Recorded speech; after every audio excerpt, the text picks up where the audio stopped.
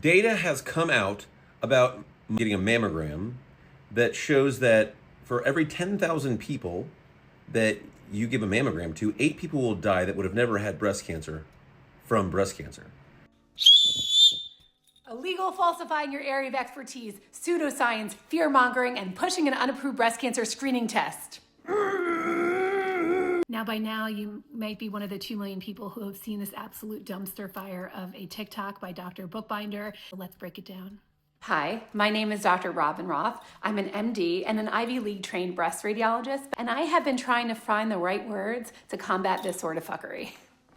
Now, for starters, he's not a doctor, he's a chiropractor, and not the good kind, the one that gives chiropractors a bad name. In 2019, he had disciplinary action taken for unprofessional and dishonorable conduct, fraudulent and false advertising, practicing a branch of healing arts in which he was not licensed, and it looks like not much has changed since then. Thank you to Dr. Justin for taking such a deep dive on this quack. I highly recommend you watch his full video.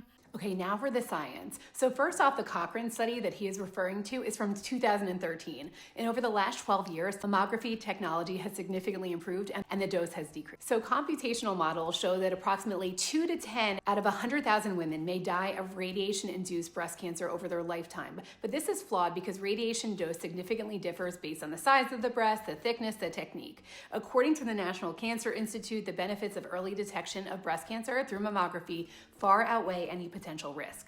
Mammograms help detect breast cancer at an earlier stage when it's more treatable and has a higher rate of survival. When breast cancer is caught early with screening mammography, survival rates are greater than 99%.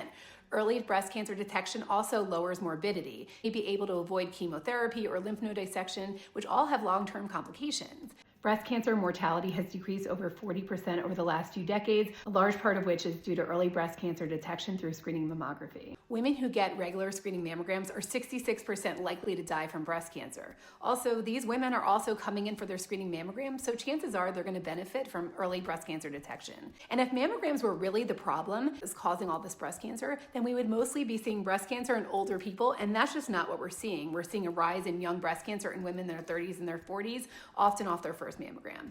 All right, now he's going to talk about overdiagnosis. They love to talk about overdiagnosis, in which he's referring to ductal carcinoma in situ, DCIS, which is in fact stage 0 breast cancer. And if left untouched, about 20 to 50% of cases will turn into invasive cancer, and 3% of cases will metastasize. At this point in time, we don't know which of the DCIS will metastasize and which will stay indolent, which is why it's treated like breast cancer. So instead of calling it overdiagnosis, let's call it overtreatment. In some cases of DCIS, it may be reasonable to do a watch and wait approach, where you undergo active surveillance every 6 months, with a small risk of turning into invasive cancer and metastasis.